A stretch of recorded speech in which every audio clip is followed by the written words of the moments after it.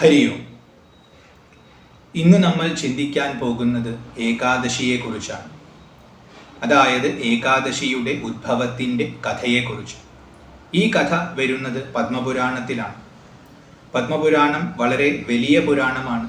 ഒരുപാട് കഥകൾ, ഒരുപാട് മാഹാത്മ്യങ്ങൾ അതിൽ പ്രതിപാദിക്കപ്പെടുന്നുണ്ട്. അക്കൂട്ടത്തിൽ ഏകാദശിയും ചർച്ചയാവുന്നുണ്ട്. ഭഗവാൻ കൃഷ്ണനും യുധിഷ്ഠിരനും തമ്മിൽ നടന്ന സംവാദമായിട്ടാണ് ഏകാദശി അവതരിപ്പിക്കപ്പെടുന്നത്. അവിടെ യുധിഷ്ഠിരൻ ഭഗവാൻ കൃഷ്ണനോട് ചോദിക്കുകയാണ്, ഏകാദശി ഉദ്ഭവിച്ചത് എങ്ങനെയാണ്? എന്തുകൊണ്ടാണ് ഏകാദശിക്ക് ഇത്രയും മാഹാത്മ്യം ലഭിച്ചത്? ഇതിന് മറുപടിയായിട്ട് ഭഗവാൻ കൃഷ്ണൻ ഒരുപാട് വർഷങ്ങൾക്ക് മുമ്പ് നടന്ന ഒരു സംഭവം വർണ്ണിച്ചു കൊടുക്കുകയാണ്. ചന്ദ്രാവതി എന്നു പേരുള്ള ഒരു രാജ്യത്ത് താലജംഘൻ എന്നു പേരുള്ള ഒരു രാജാവുണ്ടായിരുന്നു. അദ്ദേഹം അസുരനാണ്, വളരെയധികം ദുഷ്ടനാണ്. എന്നാൽ അദ്ദേഹത്തെക്കാൾ ആസുരികതയുള്ള, അദ്ദേഹത്തെക്കാൾ ദുഷ്ടതയുള്ള ഒരു മകൻ അദ്ദേഹത്തിന് പിറന്നു. മുരൻ എന്ന് അദ്ദേഹത്തിന് പേര് കൊടുത്തു.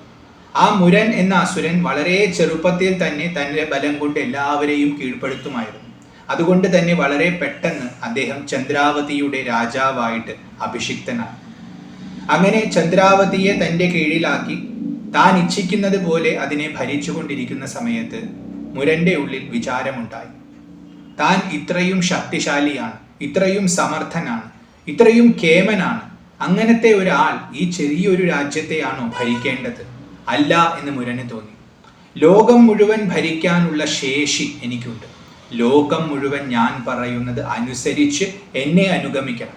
അപ്പോഴേ എൻ്റെ കീർത്തി ലോകം മുഴുവൻ വ്യാപിക്കൂ. അപ്പോഴേ ഞാൻ മഹാനാവും. ശക്തിയുള്ളവർക്കുണ്ടാകുന്ന അഹങ്കാരമാണിത്. ഈ ഒരു തെറ്റിദ്ധാരണ ഇന്നും മനുഷ്യർക്കിടയിലും നമുക്ക് കാണാം. അപ്പൊ അങ്ങനത്തെ വിചാരം മുരനുണ്ടായ സമയത്ത് അയാൾ ലോകത്തെ പാലിക്കുന്നവരാരൊക്കെയാണെന്ന് അന്വേഷിച്ച് കണ്ടെത്താൻ ശ്രമിച്ചു. അപ്പൊ അയാൾക്ക് മനസ്സിലായി, ദേവന്മാരാണ് ലോകത്തെ പാലിക്കുന്നത്. ഇന്ദ്രനുണ്ട്, വരുണനുണ്ട്, സൂര്യനുണ്ട്, ചന്ദ്രനുണ്ട്, അഗ്നിയുണ്ട്, വായുവുണ്ട്, ഇങ്ങനെ ഒരുപാട് ദേവന്മാരുണ്ട്. ഇവരാണ് ലോകത്തെ പാലിക്കുന്നത്. ഇവർക്ക് വ്യക്തമായ ചില ധർമ്മങ്ങളുണ്ട്, അതവർ ആചരിക്കുന്നു. മുരനെ അവർ ഒരിക്കലും അനുസരിക്കുകയില്ല. അത് മുരന് ഇഷ്ടമായില്ല. ലോകപാലകന്മാരെല്ലാം താൻ പറയുന്നത് അനുസരിക്കുന്നവരായിരിക്കണം. തൻ്റെ ഇച്ഛയ്ക്കനുസരിച്ചായിരിക്കണം ലോകവ്യവസ്ഥ നിലനിൽക്കേണ്ടത്. ഇത് ആസുരിക സ്വഭാവമാണ്. ഇന്നും മനുഷ്യർക്കിടയിൽ ഇത്തരം ആസുരികത നമുക്ക് കാണാം. അധികാര കേന്ദ്രങ്ങളിലൊക്കെ എത്തിക്കഴിഞ്ഞാൽ ഇത്തരം ആസുരികതയുള്ളവർ ഓരോ സ്ഥാനങ്ങളിൽ തനിക്ക് വേണ്ടപ്പെട്ടവരെ കൊണ്ടുപോയി പ്രതിഷ്ഠിക്കും. ആ സ്ഥാനത്തിന് അവര് അർഹരാണോ അല്ലയോ എന്നൊന്നും ചിന്തിക്കാതെ അവിടെ കൊണ്ടുപോയി പ്രതിഷ്ഠിക്കും. താൻ പറയുന്നത് അനുസരിക്കുന്നവരാണ് എന്ന ഒരു ധാരണയിൽ. അങ്ങനെ പലപ്പോഴും വ്യവസ്ഥ തന്നെ നശിച്ചു പോകും. അത് നമുക്ക് ഇന്നും കാണാൻ പറ്റുന്നതാണ്. ഇതേ സംഭവമാണ് മുരന്റെ ജീവിതത്തിലും ഉണ്ടായത്. അദ്ദേഹം ഒന്നും ചിന്തിച്ചില്ല. ആ ധർമ്മം എന്തൊക്കെയാണ്, എന്തുകൊണ്ടാണ് ആ ധർമ്മം നിലനിൽക്കുന്നത്, അതുണ്ടായാൽ ലോകത്തിന് എന്തൊക്കെ ഗുണമാണ്, അതില്ലാതെയായാൽ ലോകത്തിന് എന്തൊക്കെ ദോഷമുണ്ടാവും, ഇതൊന്നും അദ്ദേഹം ചിന്തിച്ചില്ല. ഞാൻ പറയുന്നവരാണ് ലോകം ഭരിക്കേണ്ടത്, ഇവരെ അവിടെ നിന്ന് പിടിച്ചു മാറ്റണം എന്ന ഒരു ധാരണയിൽ മുരൻ എത്തിച്ചേർന്നു. അങ്ങനെ അദ്ദേഹം തൻ്റെ സൈന്യത്തെ, വലിയ ഒരു അസുര സൈന്യത്തെയും കൂട്ടി ദേവലോകത്തെ ആക്രമിച്ചു. അസുരന്മാർ സ്ഥിരം ചെയ്യുന്ന പരിപാടിയാണ്. അങ്ങനെ അവിടെ ചെന്ന് ദേവന്മാരുമായിട്ട് ഗംഭീരമായ യുദ്ധം നടന്നു.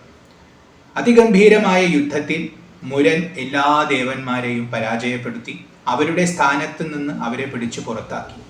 അങ്ങനെ നിസ്സഹായരായ ദേവന്മാര് മനുഷ്യർക്കിടയിൽ വന്ന് മനുഷ്യലോകത്തിൽ സഞ്ചരിക്കാൻ തുടങ്ങി. സ്ഥാനങ്ങളൊക്കെ ഒഴിഞ്ഞു കിട്ടിയപ്പോൾ മുരൻ തൻ്റെ ആൾക്കാരെ അവിടെ കൊണ്ടുവന്ന് പ്രതിഷ്ഠിച്ചു. അങ്ങനെ പുതിയ ഇന്ദ്രൻ ഉണ്ടായി, പുതിയ വരുണൻ ഉണ്ടായി, പുതിയ സൂര്യൻ, പുതിയ ചന്ദ്രൻ, പുതിയ അഗ്നി, പുതിയ വായു, ഒക്കെ താൻ പറയുന്നത് കേൾക്കുന്നവർ, തന്നെ അനുസരിക്കുന്നവർ. അങ്ങനെ ലോകത്തിനു മുഴുവൻ പാലകരായിട്ട് തൻ്റെ ആൾക്കാരെ നിയമിച്ചുകൊണ്ട് സ്വയം ലോകനാഥനായി അദ്ദേഹം വാഴാൻ തുടങ്ങി. ധർമ്മബോധം ഒരല്പം പോലും ഇല്ലാത്തവനാണ് മുരൻ. അപ്പൊ അദ്ദേഹത്തിന്റെ ആൾക്കാരും അതുപോലത്തെ ആൾക്കാരായിരിക്കും. അതുകൊണ്ട് പ്രപഞ്ചത്തിലെ ധർമ്മവ്യവസ്ഥ മുഴുവൻ തെറ്റി. ആൾക്കാരൊക്കെ ദുഃഖിക്കാൻ തുടങ്ങി. കാരണം ധർമ്മം തെറ്റിയാൽ എല്ലാവരും ദുഃഖിക്കും. ഇപ്പൊ ഇന്ന കർമ്മം ചെയ്താൽ അതിന് ഇന്ന ഫലം എന്നൊരു വ്യവസ്ഥയുണ്ട് ലോകത്ത്. അപ്പൊ ആ കർമ്മം ചെയ്തിട്ടും ആ ഫലം കിട്ടിയില്ലെങ്കിൽ ആൾക്കാരെ ദുഃഖിക്കും സ്വാഭാവികമായിട്ടും. പിന്നെ എന്ത് ചെയ്തിട്ടാണ് നല്ലത് കിട്ടുക എന്ന് തിരിച്ചറിയാൻ പറ്റാത്ത വിധം കുഴങ്ങിപ്പോകും ആൾക്കാർ. ആ അവസ്ഥയായിരുന്നു ലോകത്തിൽ മുഴുവൻ.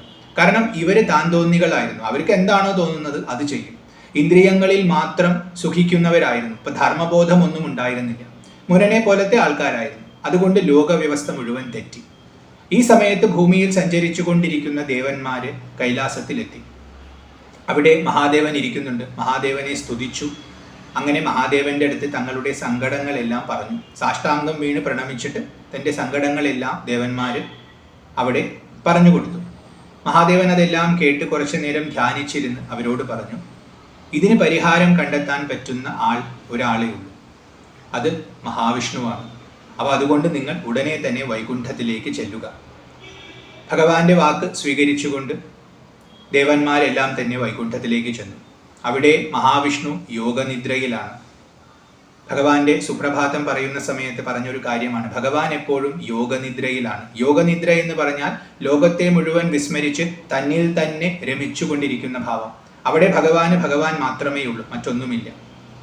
ആ ഭാവത്തിലിരിക്കുന്ന ഭഗവാനെ ദേവന്മാരെ സ്തുതിക്കുന്നു. പത്മപുരാണത്തിൽ നല്ലൊരു സ്തുതി വരുന്നുണ്ട്, ദേവസ്തുതി. ആ സ്തുതിയെല്ലാം കേട്ട് ഭഗവാൻ ഉണരുകയാണ്, ലോകത്തിലേക്ക് ഉണരുകയാണ്, വൈവിധ്യത്തിലേക്ക് ഉണരുകയാണ്. അങ്ങനെ ഭഗവാന്റെ ദൃഷ്ടി ദേവന്മാരുടെ മേലിൽ പതിഞ്ഞു. ദേവന്മാരെ എല്ലാം ഒന്ന് നോക്കി. അവരൊക്കെ ദുഃഖിതരാണെന്ന് ഭഗവാന് മനസ്സിലായി. എന്താണ് പ്രശ്നമെന്ന് ചോദിച്ചു. ദേവന്മാർ വളരെ വിസ്തരിച്ച് തന്നെ നടന്ന കാര്യങ്ങളെല്ലാം പറഞ്ഞു കൊടുത്തു. മഹാവിഷ്ണുവിന് ദേഷ്യമുണ്ടായി, രോഷമുണ്ടായി. ധർമ്മരോഷമാണ് വിഷ്ണുവിൻ്റെ ദേഷ്യം. പണ്ട് ഹിരണ്യകശിപുവിനെയൊക്കെ വധിക്കാൻ ഉണ്ടായ അതേ രോഷം. അദ്ദേഹം പറഞ്ഞു, നമുക്കിപ്പോൾ തന്നെ മുരനെ ആക്രമിക്കാം, ഇനി ഒരല്പം പോലും താമസിക്കേണ്ട. അങ്ങനെ ദേവന്മാരെ എല്ലാം കൂട്ടി ഭഗവാൻ ചന്ദ്രാവതി എന്ന് പറയുന്ന സ്ഥലത്തേക്ക് ചെന്നു. ആ രാജ്യത്തിലേക്ക് വന്നു. മുരൻ ഭഗവാൻ വന്നുവെന്നറിഞ്ഞപ്പോൾ ഒട്ടും പേടിക്കാതെ തന്നെ തൻ്റെ സൈന്യത്തെയും കൂട്ടി ഭഗവാന്റെ അടുത്തേക്ക് വന്നു. അങ്ങനെ രണ്ടു കൂട്ടരും തമ്മിൽ യുദ്ധം നടന്നു. ഒരു ഭാഗത്ത് മുരന്റെ ബലം കണ്ട് ഭയന്നിട്ട് ദേവന്മാർ ഓടിപ്പോയി. മറുഭാഗത്ത് ഭഗവാന്റെ ബലം കണ്ട് ഭയന്നിട്ട് അസുരന്മാർ ഓടിപ്പോയി. അങ്ങനെ വളരെ പെട്ടെന്ന് തന്നെ യുദ്ധക്കളത്തിൽ രണ്ടു പേര് അവശേഷിച്ചു. ഒന്ന് മുരൻ എന്ന അസുരനും മറ്റേത് ഭഗവാൻ മഹാവിഷ്ണുവും. ഈ രണ്ടുപേരും പക്ഷെ യുദ്ധം വിട്ടുപോയില്ല. അവര് ഗംഭീരമായി യുദ്ധം ചെയ്യാൻ തുടങ്ങി. 1000 വർഷം ആ യുദ്ധം നീണ്ടു നിന്നു എന്നാണ് പറയപ്പെടുന്നത്. 1000 വർഷം നീണ്ടു നിന്ന യുദ്ധം ഒരല്പം പോലും ഒരാൾക്കും ജയം കിട്ടാത്ത വിധത്തിൽ തന്നെ തുടർന്നു. രണ്ടു കൂട്ടരും സമബലമായിട്ടാണ് പൊരുതുന്നത്. അങ്ങനെ 1000 വർഷം കഴിഞ്ഞ സമയത്ത് വിഷ്ണു ഒന്ന് ചിന്തിച്ചു. അദ്ദേഹത്തിന് ചില കാര്യങ്ങൾ മനസ്സിലായി. അത് മനസ്സിലായപ്പോൾ വളരെ ലാഘവത്തോടു കൂടി യുദ്ധക്കളം വിട്ട് അദ്ദേഹം നടക്കാൻ തുടങ്ങി. മുരൻ ആശ്ചര്യമായി. കാരണം നന്നായി പൊരുതിക്കൊണ്ടിരിക്കുന്ന ആളാണ്, ഇങ്ങേരെ എങ്ങോട്ടാണ് പോകുന്നതെന്ന് ആശ്ചര്യമായി. എന്തായാലും ഞാൻ വിട്ടുകൊടുക്കില്ല, ഇദ്ദേഹത്തെ വധിച്ചിട്ട് തന്നെയുള്ളൂ കാര്യം, ഒരു പക്ഷേ എന്നെ കണ്ട് പേടിച്ചിട്ട് പോവുകയായിരിക്കാം എന്നൊക്കെ കരുതി മുരൻ അങ്ങേരുടെ പിന്നാലെ പോയി. മഹാവിഷ്ണു ഒന്നും കൂസാതെ ഇങ്ങനെ നടന്നു പോവുകയാണ്. അങ്ങനെ നടന്ന് മഹാവിഷ്ണു ബദരീകാശ്രമത്തിലെത്തി. അവിടെ സിംഹവതി എന്ന് പേരുള്ള ഒരു ഗുഹയുണ്ട്. ആ ഗുഹയിലേക്ക് അദ്ദേഹം കയറി ചെന്നു. അവിടെ കയറി ചെന്നിട്ട് അവിടെ നല്ല ഒരു ശില കൊണ്ടുണ്ടാക്കിയിട്ടുള്ളൊരു ബെഡ് പോലെ, ഒരു മെത്ത പോലെ ഉണ്ട്. അതിൻ്റെ മുകളിൽ അദ്ദേഹം കയറി കിടന്നു. അങ്ങനെ യോഗനിദ്രയിലേക്ക് ആഴ്ന്നു. അനന്തന്റെ മുകളിൽ കിടക്കുന്ന പോലെ ആ ശിലയിൽ കിടന്ന് അദ്ദേഹം യോഗനിദ്രയിൽ ലയിച്ചു. യോഗനിദ്ര എന്ന് പറയുമ്പോൾ അവനവനെ അനുഭവിച്ചു കൊണ്ടിരിക്കുക. വൈവിധ്യത്തെ മുഴുവൻ അദ്ദേഹം അപ്രത്യക്ഷമാക്കി തന്നിൽ തന്നെ രമിച്ചുകൊണ്ടിരുന്നു. പിന്നാലെ വരുന്ന മുരനും ഈ ഗുഹയുടെ അകത്തേക്ക്, സിംഹവതി എന്ന ഗുഹയുടെ അകത്തേക്ക് കയറി. നോക്കുമ്പോൾ മഹാവിഷ്ണു കിടക്കുകയാണ്. യോഗനിദ്രയാണെന്നൊന്നും അദ്ദേഹത്തിന് മനസ്സിലായില്ല. കിടന്നുറങ്ങുകയാണെന്ന് വിചാരിച്ചു. അപ്പൊ തന്നെ പേടിച്ച് ഓടി വന്നിട്ട് ഇവിടെ കിടന്നുറങ്ങുകയാണ് ഇവനെ ഇന്ന് തന്നെ വധിക്കുമെന്ന് പറഞ്ഞ് ആയുധമെടുത്ത് വിഷ്ണുവിന്റെ നേർക്ക് വരികയാണ്. ആ സമയത്ത് ഭഗവാന്റെ ദേഹത്തിൽ നിന്നും ഒരു തേജസ് ഉദ്ഭവിച്ചു. ആ തേജസ് ഉദ്ഭവിച്ചിട്ട് ഒരു സ്ത്രീ രൂപം ധരിച്ചു. ആ സ്ത്രീ രൂപത്തിന്റെ കയ്യിലൊക്കെ ഒരുപാട് ആയുധങ്ങളുണ്ട്. ആ ആയുധങ്ങളെല്ലാം പിടിച്ചു നിൽക്കുന്ന ആ അമ്മ മുരന്റെ നേർക്കൊന്ന് നോക്കി. മുരൻ പറഞ്ഞു, എന്നാൽ നിന്നോട് ആദ്യം യുദ്ധം ചെയ്യാം, വാ എന്ന് പറഞ്ഞ സമയത്ത് അങ്ങനെ ആവട്ടെ എന്ന് പറഞ്ഞ് അമ്മ ഒരു ഹൂങ്കാരം പുറപ്പെടുവിച്ചു. മുരൻ വിചാരിച്ചത് ആയുധങ്ങളൊക്കെ ഉപയോഗിച്ച് യുദ്ധം ചെയ്യും, കുറേ നേരം ഇപ്പം മഹാവിഷ്ണുവിനോട് നടന്ന പോലെ തന്നെ കുറേ നേരത്തെ യുദ്ധം നടക്കുമെന്നൊക്കെയാണ് വിചാരിച്ചത്. പക്ഷെ ആ അമ്മ ഒരു ഹുംകാരം പുറപ്പെടുവിച്ചതോടുകൂടി തന്നെ മുരൻ ഭസ്മമായി പോയി. മുരൻ ഭസ്മമായ സമയത്ത് ഭഗവാൻ മഹാവിഷ്ണു യോഗനിദ്രയിൽ നിന്നും ഉണർന്നിട്ട് ആ ദേവിയൊന്ന് നോക്കി ചിരിച്ചു. എന്നിട്ട് അറിയാത്ത പോലെ ചോദിച്ചു, ഭവതി ആരാണ്? അപ്പോൾ ആ ദേവി പറഞ്ഞു, ഞാൻ ഏകാദശിയാകുന്നു, അവിടുത്തെ ശക്തിയാകുന്നു. ഭഗവാന് സന്തോഷമായി. ഭഗവാൻ പറഞ്ഞു, നീ വളരെ വലിയ ഒരു പ്രവൃത്തിയാണ് ഇന്ന് ചെയ്തിട്ടുള്ളത്. അതുകൊണ്ട് നിനക്ക് ഞാൻ വരം നൽകാൻ ആഗ്രഹിക്കുന്നു. നിനക്ക് എന്ത് വരമാണ് വേണ്ടത് അത് ചോദിച്ചാലും. അപ്പോൾ ഏകാദശി ദേവി വളരെ സന്തോഷത്തോടു കൂടി വളരെ വിനയാൻവിതയായിട്ട് പറഞ്ഞു, അങ്ങ് എനിക്ക് എന്തെങ്കിലും വരം നൽകാൻ ആഗ്രഹിക്കുന്നുണ്ടെങ്കിൽ ഞാൻ ചോദിക്കുന്നത് ഇതാണ്: എല്ലാ തീർത്ഥങ്ങളിലും വെച്ച്, എല്ലാ വ്രതങ്ങളിലും വെച്ച് ഏറ്റവും ശ്രേഷ്ഠമായ തീർത്ഥവും വ്രതവും ഞാനായി ഭവിക്കണം. തീർത്ഥങ്ങളും വ്രതങ്ങളും എല്ലാം പരിശുദ്ധിയെ നൽകുന്നതാണ്. അപ്പൊ ഏറ്റവും പരിശുദ്ധിയെ നൽകുന്നത് ഏകാദശി ആവണം എന്നാണ് വരത്തിന്റെ അർത്ഥം. അത് മാത്രം പോരാ, എല്ലാ വിഘ്നങ്ങളെയും നശിപ്പിക്കാനുള്ള ശക്തി എനിക്ക് നൽകണം. അതുപോലെ ആൾക്കാരർഹിക്കുന്ന സിദ്ധി, അവരർത്ഥിക്കുന്ന സിദ്ധി അവർക്ക് നൽകാനുള്ള ശേഷി എനിക്ക് നൽകണം. അതുപോലെ ഏകാദശി വ്രതം നോൽക്കുന്നവർ, അന്നേ ദിവസം ഉപവസിക്കുന്നവർക്ക് ധർമ്മം, അർത്ഥം, കാമം, മോക്ഷം എന്ന ചതുർവിധ പുരുഷാർത്ഥങ്ങളും ലഭിക്കണം. ഇങ്ങനെ ഏകാദശി വ്രതത്തിന് ഒരു മാഹാത്മ്യം ഉണ്ടാക്കി കൊടുക്കുന്ന വിധത്തിലുള്ള വരം ഏകാദശി ദേവി ഭഗവാനിൽ നിന്നും ചോദിച്ചു. ഭഗവാൻ വളരെ സന്തോഷമായി. ഭഗവാൻ അങ്ങനെ തന്നെയാവട്ടെ എന്ന് പറഞ്ഞ് ആ അമ്മയെ അനുഗ്രഹിച്ചു. അതുകൊണ്ടാണ് ഏകാദശിക്ക് ഈ മാഹാത്മ്യം സിദ്ധിച്ചത്. ഇത്രയും പറഞ്ഞ് ഭഗവാൻ ഒരു കാര്യം കൂടി പറയുന്നുണ്ട്. എല്ലാ മാസത്തിലും 2 ഏകാദശി ഉണ്ടാവും. കൃഷ്ണപക്ഷത്തിലും ഉണ്ടാവും, ശുക്ലപക്ഷത്തിലും ഉണ്ടാവും. ഓരോ ഏകാദശിക്കും ഓരോ സവിശേഷതയുണ്ടാവും. എന്നാൽ ഒന്നിനേക്കാൾ മെച്ചമാണോ കുറവാണോ എന്നൊന്നും പറഞ്ഞ് തർക്കിക്കാൻ പാടില്ല. കൃഷ്ണപക്ഷം മോശമാണെന്നോ ശുക്ലപക്ഷം നല്ലതാണെന്നോ അങ്ങനെയൊന്നും പറഞ്ഞ് തർക്കിക്കാൻ പാടില്ല. ഓരോന്നിനും ഓരോ ഗുണമുണ്ട്. ആ ഗുണത്തെ മനസ്സിലാക്കി അതിനനുസരിച്ച് ഏത് ഗുണമാണോ വേണ്ടത് അതിനനുസരിച്ച് അനുഷ്ഠിക്കണം. പക്ഷേ ഒരു വ്രതം അനുഷ്ഠിക്കുന്നവൻ മറ്റൊരു വ്രതത്തെ നിന്ദിക്കാൻ പാടില്ല. അതായത് കൃഷ്ണപക്ഷത്തിലുള്ളവൻ ശുക്ലപക്ഷത്തെയോ ശുക്ലപക്ഷത്തിലുള്ളവൻ കൃഷ്ണപക്ഷത്തെയോ നിന്ദിക്കാൻ പാടില്ല. ആദരവോടുകൂടി തന്നെ എല്ലാ ഏകാദശിയെയും കാണണം. കാരണം അതിൻ്റെ പിന്നിലുള്ള ശക്തി ഈ ദേവി തന്നെയാണെന്ന് ഓർമ്മപ്പെടുത്തുന്നു. അത് നമുക്കൊക്കെയുള്ള ഓർമ്മപ്പെടുത്തലാണ്. നമ്മൾ സാധാരണ വ്രതം അനുഷ്ഠിക്കുമ്പോൾ നമ്മുടെ വ്രതമാണ് ശ്രേഷ്ഠം, ബാക്കിയൊക്കെ തെറ്റാണെന്ന് നമുക്ക് തോന്നാറുണ്ട്. ആ തോന്നൽ നമുക്ക് പാടില്ല. എല്ലാത്തിനെയും ആദരിക്കണം എന്ന് പറഞ്ഞ് ഭഗവാൻ ഉപദേശിച്ച് ആ ദേവിയെ അനുഗ്രഹിച്ച് ഭഗവാൻ അന്തർധാനം ചെയ്യുന്നു. അങ്ങനെയാണ് ഏകാദശി ഉദ്ഭവിച്ചതും ഇത്രയും മാഹാത്മ്യം ലഭിച്ചതും. തീർത്ഥങ്ങളിൽ വെച്ച് ഏറ്റവും ശ്രേഷ്ഠമാണ്. അപ്പൊ എല്ലാ പരിശുദ്ധിയും നമ്മൾ ആഗ്രഹിക്കുന്നത് നമുക്ക് നൽകുന്ന ദിവസമാണ് ഏകാദശി, ആ തിഥി. അങ്ങനെ നമുക്ക് മനസ്സിലാക്കാം. നമുക്ക് എല്ലാ സിദ്ധിയും ലഭിക്കും. നമ്മുടെ ജീവിതത്തിൽ എന്തെല്ലാം തടസ്സങ്ങളുണ്ടോ അതെല്ലാം നീങ്ങിക്കിട്ടും. നമുക്ക് ധർമ്മം, അർത്ഥം, കാമം, മോക്ഷം എന്ന 4 പുരുഷാർത്ഥങ്ങളും ഏകാദശി വ്രതത്തിലൂടെ കിട്ടും എന്ന് ആ ഏകാദശിക്ക് കൊടുത്ത വരത്തിൽ നിന്നും നമ്മൾ ഗ്രഹിക്കണം. ഇനി ഇവിടെ ഈ കഥയിൽ ഒരു തത്വമുണ്ട്. ആ തത്വത്തെ നമുക്ക് ചെറുതായിട്ടൊന്ന് വിചിന്തനം ചെയ്യാം. ഇവിടെ ഭഗവാൻ യുദ്ധത്തിനിറങ്ങുന്നത് മുരന്റെ തോന്നിവാസം കാരണമാണ്. മുരനാണ് ഇവിടുത്തെ അസുരൻ. മുർ എന്ന ധാതുവിന് കെട്ടുക എന്നാണ് അർത്ഥം. അപ്പൊ മുരൻ എന്ന് പറഞ്ഞാൽ കെട്ടുന്നവൻ, ബന്ധിക്കുന്നവൻ. ആരാണ് നമ്മളെയൊക്കെ ബന്ധിക്കുന്നത്? പൂന്താനം പറയും കർമ്മമാണ്. കർമ്മമാണ് നമ്മളെ ബന്ധിക്കുന്നത്. നിരീക്ഷിച്ചാൽ നമുക്കൊക്കെ അറിയാം. നമ്മൾ എന്തുകൊണ്ടാണ് വീണ്ടും വീണ്ടും ജനിക്കുന്നത്? നമുക്ക് വാസനയുള്ളത് കൊണ്ടാണ്. അത് നമുക്ക് കർമ്മമായി പ്രവർത്തിക്കണം. അങ്ങനെ കർമ്മം ചെയ്യുമ്പോൾ എന്തുണ്ടാവുന്നു? പുതിയ വാസനകൾ ഉണ്ടാവുന്നു, നമ്മൾ വീണ്ടും ജനിക്കുന്നു. അപ്പൊ കർമ്മമാണ് നമ്മളെ ബന്ധിക്കുന്നത്. അതുകൊണ്ട് മുരൻ എന്ന് പറയുന്നത് കർമ്മത്തിന്റെ പ്രതീകമാണ്. കർമ്മം തീരുമോ? ഇല്ല. ഒരു കർമ്മം തീർന്നാൽ പുതിയ കർമ്മം ഉണ്ടാവും, വീണ്ടും പുതിയ കർമ്മം ഉണ്ടാവും. അതിങ്ങനെ കറങ്ങിക്കൊണ്ടേയിരിക്കും. അതുകൊണ്ടാണ് 1000 വർഷം യുദ്ധം നടത്തിയിട്ടും മുരനെ വധിക്കാൻ പറ്റാത്തത്. ഇവിടെ പഴയൊരു ചൊല്ലുണ്ട്, താൻ പാതി ദൈവം പാതി എന്ന്. അതായത് ഭഗവാന്റെ അനുഗ്രഹം കൊണ്ട് നമുക്ക് കുറെ കർമ്മദോഷങ്ങളെ ഇല്ലാതെയാക്കാം. പക്ഷെ കർമ്മത്തിൽ നിന്നും പൂർണ്ണമായ മോചനം നമുക്ക് വേണമെങ്കിൽ ഭഗവത് അനുഭൂതി ഉണ്ടാവണം. അതിന് നമ്മൾ എന്ത് ചെയ്യണം? സാധന ചെയ്യണം. ആ സാധനയുടെ സൂചനയാണ് പിന്നീട് വരുന്ന കഥയിൽ നമ്മൾ കാണുന്നത്. ഭഗവാൻ ഗുഹയിലേക്ക് പ്രവേശിച്ചു. സിംഹവതി എന്ന ഗുഹയിലേക്ക് പ്രവേശിച്ചു. ഏതാണ് ആ ഗുഹ? നമ്മുടെ എല്ലാം ഹൃദയമാകുന്ന ഗുഹയാണ്. ഭഗവാൻ ഇരിക്കുന്നത് അവിടെയാണ്. അപ്പൊ ഭഗവാൻ നമുക്ക് ആദ്യം ദർശനം തന്നു. ഭഗവാന്റെ മാഹാത്മ്യം നമ്മൾ മനസ്സിലാക്കി. അത് കഴിഞ്ഞ് നമ്മൾ ആ ഭഗവാനെ അന്വേഷിക്കുകയാണ്. അതുകൊണ്ടാണ് ഭഗവാൻ ഗുഹയിൽ പോയിരുന്നത്. ഗുഹയിൽ പോയിരുന്നപ്പോൾ മുരൻ പിന്നാലെ പോവുകയാണ്.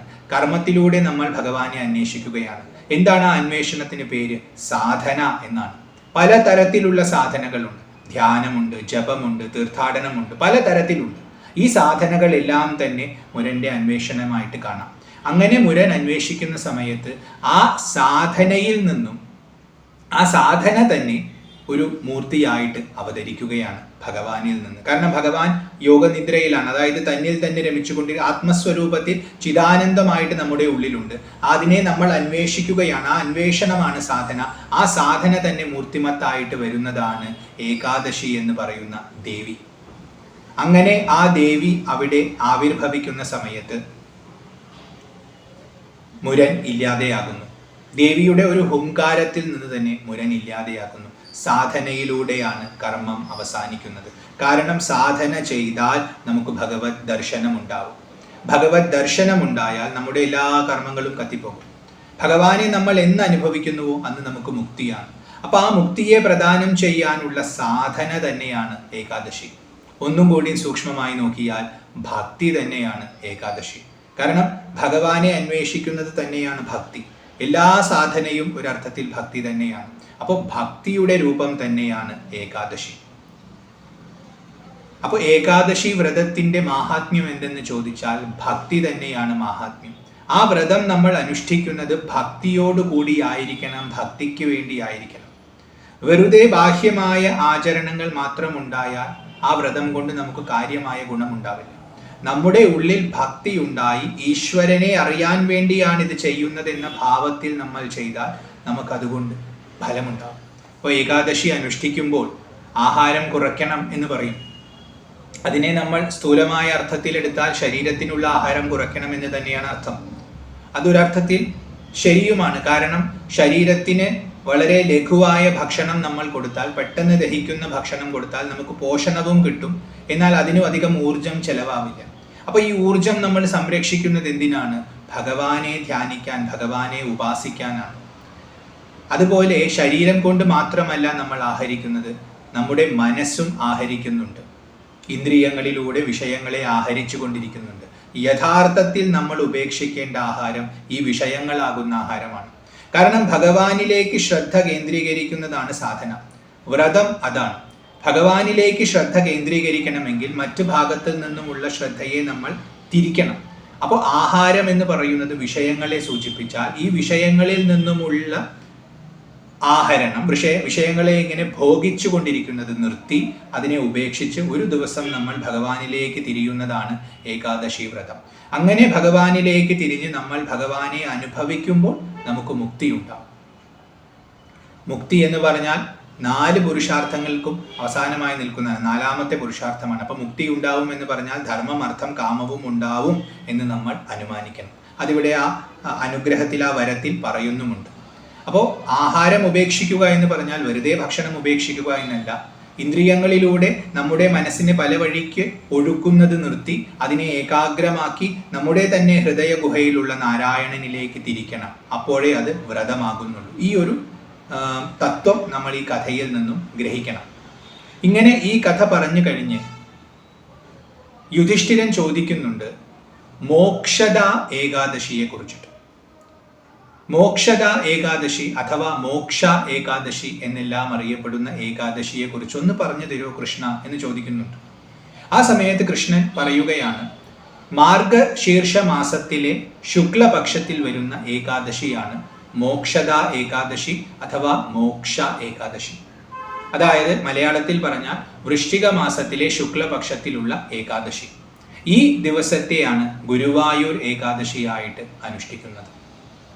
അപ്പോൾ ഗുരുവായൂർ ഏകാദശിയാണ് ഈ പറഞ്ഞ മോക്ഷ ഏകാദശി. അപ്പോൾ ഈ ഏകാദശി അതിൻ്റെ മാഹാത്മ്യം എന്താണ്, അതെനിക്കൊന്ന് മനസ്സിലാക്കി തരുമെന്ന് യുധിഷ്ഠിരൻ ചോദിക്കുകയാണ്. അപ്പം നമ്മളൊക്കെ ഇന്ന് ആചരിക്കുന്ന ഒന്നാണ് ഗുരുവായൂർ ഏകാദശി. എല്ലാവരും അറിയുന്ന ഒരു ഏകാദശിയാണത്. അപ്പോൾ അതിൻ്റെ ഒരു മാഹാത്മ്യം പറയുന്ന ഒരു കഥയും അവിടെയുണ്ട്. അത് നമുക്കൊന്ന് നോക്കാം. അപ്പോൾ യുധിഷ്ഠിരൻ ചോദിക്കുകയാണ് മോക്ഷ ഏകാദശിയെ കുറിച്ച് എനിക്ക് അറിയണമെന്ന്. അപ്പോൾ ഭഗവാൻ പറഞ്ഞു കൊടുക്കുകയാണ് മാർഗശീർഷ, അതായത് വൃശ്ചിക മാസത്തിലാണിത് വരുന്നത്, അതിൽ ശുക്ലപക്ഷത്തിലാണിത് വരുന്നത്. ഈ ഒരു ഏകാദശിയുടെ മഹിമ മനസ്സിലാക്കണമെങ്കിൽ പണ്ട് നടന്നൊരു സംഭവം ഞാൻ പറഞ്ഞു തരാം എന്ന് പറഞ്ഞ് ഭഗവാൻ വീണ്ടും ഒരു കഥ പറയുകയാണ്. ചമ്പക എന്നു പേരുള്ള ഒരു രാജ്യമുണ്ടായിരുന്നു. ആ രാജ്യത്തിലെ രാജാവ് വൈഖാനസൻ എന്ന പേരോടൊത്തവനായിരുന്നു. വളരെ സമർത്ഥനായ രാജാവായിരുന്നു.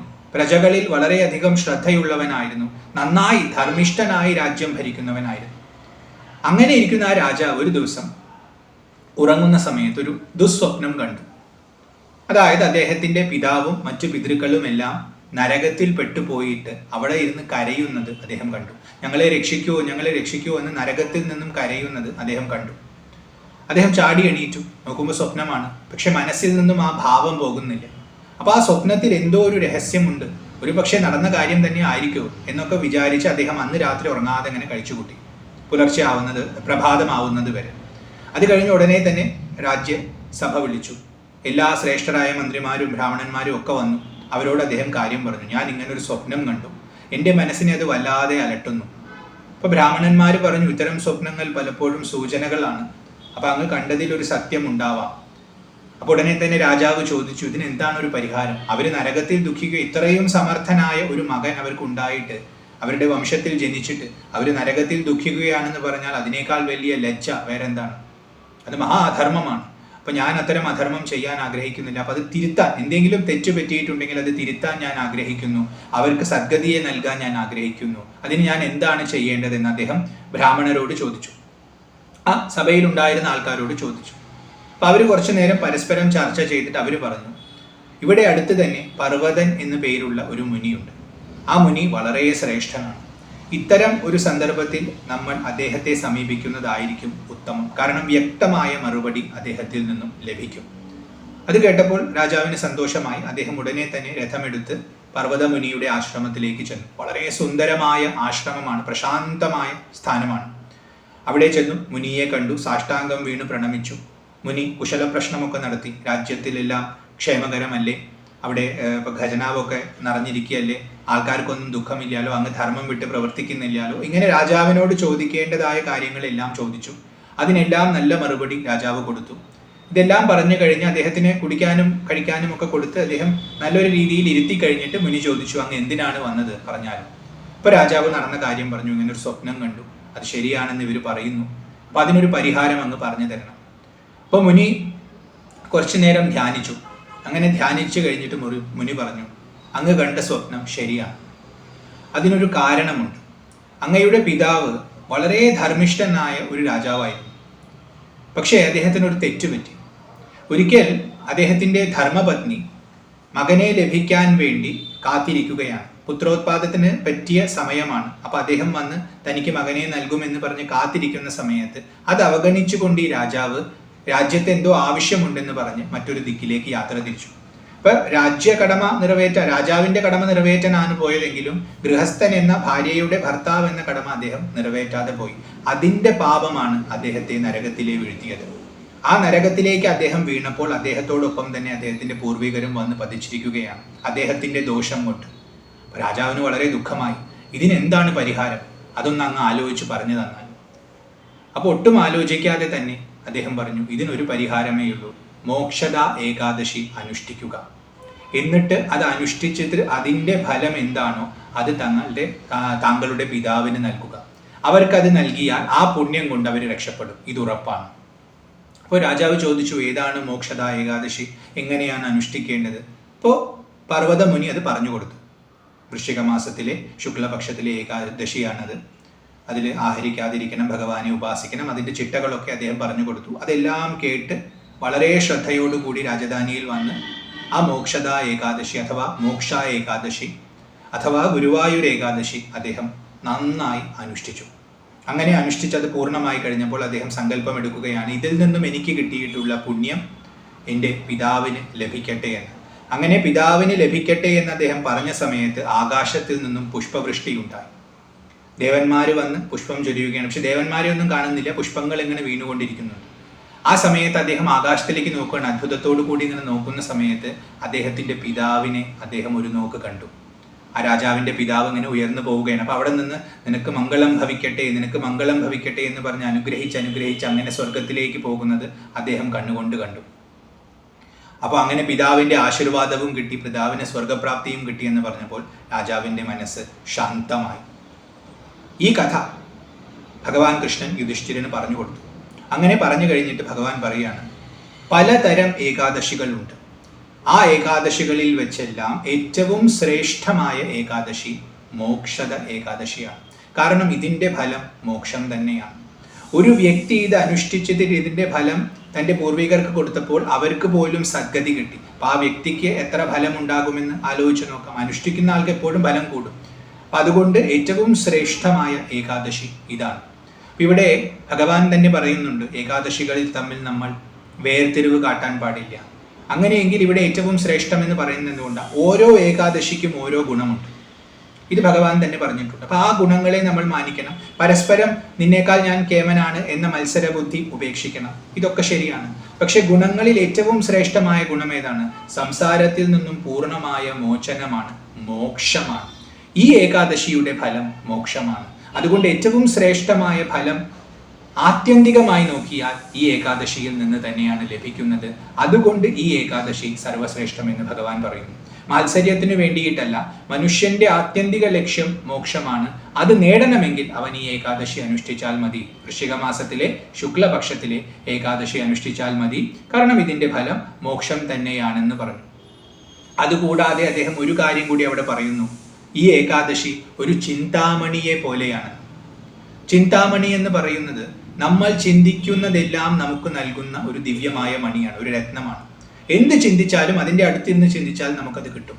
ഈ ചിന്താമണി കൊണ്ടാണ് ദേവിയുടെ വീടുണ്ടാക്കിയിട്ടുള്ളതെന്ന് പറയും. ചിന്താമണി ഗൃഹത്തിലാണ് അമ്മ ഇരിക്കുന്നതെന്ന് പറയും. അപ്പൊ ആ ചിന്താമണിയാണ് ഈ ഏകാദശി. ആ ദേവി ഈ ചിന്താമണി ധരിച്ചിട്ടുണ്ടെന്ന് നമുക്ക് സങ്കല്പിക്കാം. അപ്പൊ ഈ ഏകാദശി വ്രതം അനുഷ്ഠിച്ചാൽ മോക്ഷം കിട്ടും, അത് ഉറപ്പായിട്ടും പറഞ്ഞു. നമ്മൾ എന്താഗ്രഹിക്കുന്നുവോ അതും നമുക്ക് നേടാൻ പറ്റും. അപ്പോൾ വെറും മോക്ഷം മാത്രമല്ല, ധർമ്മം, അർത്ഥം, കാമം ഇതും നമുക്ക് ലഭിക്കും. നമ്മുടെ മനസ്സിൽ ആഗ്രഹങ്ങൾ എന്തുണ്ടെങ്കിലും നമ്മൾ ഈ വ്രതം എടുത്താൽ ആ ആഗ്രഹങ്ങൾ നടന്നു കിട്ടും. കാരണം വിഘ്നത്തെ എല്ലാം ഇല്ലാതെയാക്കാനുള്ള ശേഷി, സിദ്ധിയെ നൽകാനുള്ള ശേഷിയൊക്കെ അമ്മ പരമായിട്ട് ചോദിച്ചിട്ടുണ്ട് ഏകാദശി ഭഗവാനിൽ നിന്നും. അപ്പൊ ആ ശക്തിയൊക്കെ ആ ഏകാദശിക്കുണ്ട്. അതുകൊണ്ട് ഇതൊരു ചിന്താമണിയായി തന്നെ കാണുക, ഏറ്റവും ശ്രേഷ്ഠമായ ഏകാദശിയായി കാണുക. ഇങ്ങനെ പറഞ്ഞതിന് ശേഷം ഭഗവാൻ ഒരു കാര്യം കൂടി പറയുന്നു. ഈ കഥയിൽ ഏകാദശിയുടെ ഉദ്ഭവ കഥയും അതുപോലെ മോക്ഷത ഏകാദശിയുടെ മാഹാത്മ്യത്തെക്കുറിച്ചും ആര് പറയുകയോ കേൾക്കുകയോ ചെയ്യുന്നുവോ, ഒന്നെങ്കിൽ ഈ കഥ മറ്റുള്ളവർക്ക് പറഞ്ഞു കൊടുക്കുക, അതെങ്കിൽ വളരെ ശ്രദ്ധയോടുകൂടി മറ്റുള്ളവർ പറയുന്നത് ഈ കഥയെ കേൾക്കുക. അങ്ങനെ പറയുകയോ കേൾക്കുകയോ ചെയ്താൽ അവർക്ക് വാജപേയം ചെയ്തതിൻ്റെ ഫലം ലഭിക്കും. വളരെ വിശദമായി നടത്തേണ്ട ഒരു യാഗമാണ് വാജപേയം. ഒരുപാട് കഷ്ടപ്പാട് അതിനുണ്ട്. ആ കഷ്ടപ്പാടൊന്നുമില്ലാതെ തന്നെ അതിൻ്റെ ഫലം കിട്ടും. ഇത് വെറുതെ കേട്ടാൽ മതി, അല്ലെങ്കിൽ പറഞ്ഞാൽ മതി. കാരണം ഏകാദശിയുടെ മഹിമ സ്മരിക്കുന്നതിലൂടെ തന്നെ നമുക്ക് അതിൻ്റെ ഫലം കിട്ടുമെന്നാണ് പറയുന്നത്. അപ്പോൾ അത് അനുഷ്ഠിച്ചാലോ അത്രയും അധികം ഫലം കിട്ടും. അതാണ് മോക്ഷ ഏകാദശിയുടെ മഹാത്മ്യം. ഈ ദിവസമാണ് ഗുരുവായൂരിൽ ഏകാദശി അനുഷ്ഠിക്കുന്നത്. അതുകൊണ്ട് ഇത് ഗുരുവായൂർ ഏകാദശി എന്ന് കേരളത്തിൽ പ്രസിദ്ധമാണ്. ഇതേ ദിവസമാണ് ഭഗവാൻ കൃഷ്ണൻ അർജുനന് ഭഗവത്ഗീത ഉപദേശിച്ചു കൊടുത്തത്. അതുകൊണ്ട് ഗീതാ ജയന്തിയായിട്ടും ഈ ഏകാദശി അനുഷ്ഠിക്കപ്പെടുന്നു. ഏകാദശി സാധനയാണ്, ഭക്തിയാണെന്ന് നമ്മൾ താത്വികമായിട്ട് മനസ്സിലാക്കി. ഭഗവത് പ്രാപ്തിക്ക് വേണ്ടി, മോക്ഷപ്രാപ്തിക്ക് വേണ്ടിയാണ് നമ്മളത് അനുഷ്ഠിക്കുന്നത് എന്നും മനസ്സിലാക്കി. അതോടൊപ്പം തന്നെ ആഗ്രഹിക്കുന്നതെല്ലാം നേടിയെടുക്കാനും പറ്റുമെന്ന് മനസ്സിലാക്കി. അതിനുള്ള രഹസ്യം മുഴുവൻ വ്യക്തമാക്കുന്ന ശാസ്ത്രമാണ് ഭഗവത്ഗീത. അതുകൊണ്ടായിരിക്കണം അതേ ദിവസം അത് ഉപദേശിക്കാൻ ഭഗവാൻ തിരഞ്ഞെടുത്തത്. കാരണം ധർമ്മം, അർത്ഥം, കാമം, മോക്ഷം ഇത് 4 മനുഷ്യന് പ്രദാനം ചെയ്യുന്ന കൃതിയാണ് ഭഗവത്ഗീത. ഭഗവത്ഗീത ശ്രദ്ധയോടുകൂടി പഠിച്ചാൽ തന്നെ നമുക്ക് ഇത് 4 കിട്ടും. നമ്മുടെ ജീവിതം ധന്യമാക്കി ഇത് മാറ്റും. ഏകാദശി സാധനയുടെ ദിവസമാണ്. അതുകൊണ്ട് ഏകാദശി ഗീത പഠിക്കാനുള്ള ദിവസം കൂടിയാണ്. ഗീത പഠിക്കുക എന്ന് പറഞ്ഞാൽ ഗീതയിലെ സാരത്തെ നമ്മൾ മനസ്സിൽ ഗ്രഹിക്കേണ്ട ദിവസമാണ്. നമ്മുടെ ജീവിതത്തെ വളരെ ഉയരത്തിലേക്ക് എത്തിക്കാൻ നമുക്ക് ഈ തത്വങ്ങളിൽ നിന്നും സാധിക്കും. അപ്പോൾ അന്നത്തെ ദിവസം സാധനയായി എന്തായാലും വ്രതമെടുക്കുകയാണ്, ആഹാരം കുറയ്ക്കുകയാണ്. അതായത് പുറത്തുനിന്നും മനസ്സിന് വരുന്ന ഡിസ്ട്രാക്ഷൻസ് എല്ലാം കുറച്ച് ഈശ്വര വിചാരത്തിൽ നമ്മൾ കഴിയുകയാണ്. അപ്പോൾ മോക്ഷത ഏകാദശി ദിവസം ഭഗവത് നാമം ജപിക്കുകയും കീർത്തനങ്ങൾ ജപിക്കുകയും രൂപധ്യാനം നടത്തുകയും അതോടൊപ്പം തന്നെ ഗീത പഠിക്കുകയും ചെയ്യുക. ഗീത പഠിക്കുന്ന സമയത്ത് ഗീതയിലുള്ള സാരവും നമുക്ക് ഉൾക്കൊള്ളാൻ പറ്റിയാൽ ഗീത തന്നെ നമുക്കൊരു ചിന്താമണിയായി ഭവിക്കും. അപ്പം അക്ഷരാർത്ഥത്തിൽ ആ ഏകാദശി വ്രതം കൊണ്ട് നമ്മുടെ ആഗ്രഹങ്ങളെല്ലാം നേടിയെടുക്കാനും ആത്യന്തികമായി മോക്ഷം സമ്പാദിക്കാനും നമുക്ക് സാധിക്കും. ഇതാണ് ഏകാദശിയുടെ മാഹാത്മ്യത്തെക്കുറിച്ച് പത്മപുരാണം പറയുന്നത്. നമ്മൾ ഓരോരുത്തരും ഈ വ്രതം അനുഷ്ഠിക്കുമ്പോൾ നമ്മുടേതായ പരിമിതിയിൽ നിന്നുകൊണ്ടാണ് അനുഷ്ഠിക്കുന്നത്. ആ പരിമിതിയെ നമ്മൾ ഉൾക്കൊള്ളണം. മറ്റുള്ളവർ അനുഷ്ഠിക്കുന്ന പോലെ തന്നെ അനുഷ്ഠിക്കാൻ വാശി പിടിക്കരുത്. നമ്മുടെ ശരീരത്തിന് അധികം ഭക്ഷണമൊന്നും കഴിക്കാതിരിക്കാൻ പറ്റില്ലെങ്കിൽ നമ്മൾ ലഘുവായ ഭക്ഷണം കഴിക്കണം. അതിപ്പോൾ ഒരു നേരം മാത്രം കഴിക്കാൻ പോലും ചിലർക്ക് പറ്റുന്നില്ലെങ്കിൽ ലഘുവായ ഭക്ഷണം 3 നേരം കഴിക്കണം. അതിലൊന്നും തെറ്റില്ല. കാരണം ആഹാരം ഉപേക്ഷിക്കുക എന്ന് പറഞ്ഞാൽ ഒരു തപസ് എന്ന നിലയിൽ തീർച്ചയായും ആഹാരം ഉപേക്ഷിക്കുന്നത് കൊണ്ട് ഒരുപാട് ഫലമുണ്ട്. പക്ഷെ നമ്മുടെ ദേഹത്തിന് അത് സാധിക്കുന്നില്ലെങ്കിൽ ആ ദേഹത്തെ ക്ലേശിപ്പിച്ചുകൊണ്ട് ഒരിക്കലും നമുക്ക് ഭഗവാനെ സന്തോഷിപ്പിക്കാൻ പറ്റില്ല. ഭക്തന്റെ ദുഃഖത്തിൽ ഒരിക്കലും സന്തോഷിക്കുന്നവനല്ല ഭഗവാൻ. അപ്പോൾ നമ്മുടെ ദേഹത്തിന് സാധിക്കുന്നുണ്ടെങ്കിൽ അതിനനുസരിച്ചിട്ടുള്ള വ്രതമേ നമ്മൾ അനുഷ്ഠിക്കാൻ പാടും. പ്രധാനമായും ഉപേക്ഷിക്കേണ്ട ആഹാരം മനസ്സിൻ്റെ ആഹാരമാണ്. അതിനുള്ള ഡിസ്ട്രാക്ഷൻസ് മുഴുവൻ, ഇന്ദ്രിയ സുഖങ്ങളെ മുഴുവൻ ഉപേക്ഷിച്ച് മനസ്സിനെ ഈശ്വരനിലേക്ക് നിർത്താൻ ശ്രമിക്കണം. അതാണ് ഏറ്റവും വലിയ ആരാധന, അതാണ് ഏറ്റവും വലിയ വ്രതം. അതിന് ഏറ്റവും സഹായകമായ ഒരു ഗ്രന്ഥമാണ് ഭഗവത്ഗീത. അപ്പോൾ ഗുരുവായൂർ ഏകാദശി ദിവസം ഭഗവത്ഗീത ജയന്തി ആയതുകൊണ്ട് ഭഗവത്ഗീത പഠിക്കുകയും അതിൻ്റെ അർത്ഥത്തെ ഗ്രഹിക്കാൻ ശ്രമിക്കുകയും അതിലൂടെ ഭഗവത് സ്വരൂപത്തെ ഗ്രഹിച്ച് ഭഗവാനെ നാമം കൊണ്ടും കീർത്തനം കൊണ്ടും ഒക്കെ ഉപാസിക്കുകയും ചെയ്യുക. അതിലൂടെ നമുക്ക് എല്ലാ മംഗളങ്ങളും ഉണ്ടാവും. അതിനുള്ള അനുഗ്രഹം ആ ഭഗവാൻ ഗുരുവായൂരപ്പൻ നമുക്ക് എല്ലാവർക്കും പ്രദാനം ചെയ്യട്ടെ എന്ന് പ്രാർത്ഥിച്ചുകൊണ്ട് ഈ കഥയെ ആ ഭഗവാന്റെ തൃപ്പാദങ്ങളിൽ സമർപ്പിക്കുന്നു. കൃഷ്ണ ഗുരുവായൂരപ്പ നാരായണ. ഹരി ഓം.